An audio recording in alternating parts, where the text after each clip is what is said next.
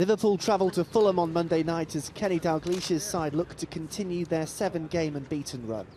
The Reds thrashed the Cottagers 5-2 in the corresponding fixture last season, with Maxi Rodriguez hitting a hat-trick.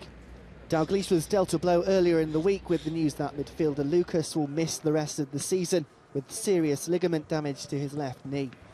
With Lucas an integral component of the side, the Liverpool boss will now have to call on Jordan Henderson or Jay Spearing in the holding role. Dalglish believes his squad can cope. No, we'd rather have him there or thereabouts, but we don't have him. So we've called John Joe back from Blackpool just to give us a bit of cover.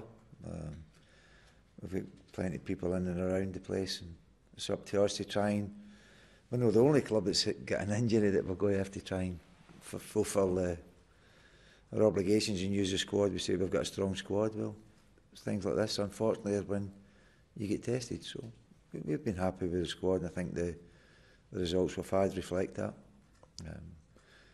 Stephen's still progressing really well without putting a date on when he's going to be back. So we've just got to manage it. At the same time, we've got a great deal of sympathy for Lucas.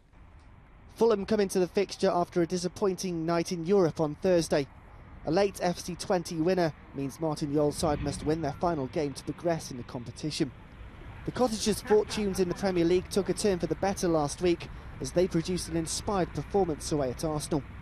Jol's team have only won 2 games so far this term, but after an encouraging display at the Emirates, they will look to push on this weekend. The Dutchman could be without Damien Duff, who has a calf problem. Moussa Dembele and Clint Dempsey could return, whilst Brian Ruiz is definitely available.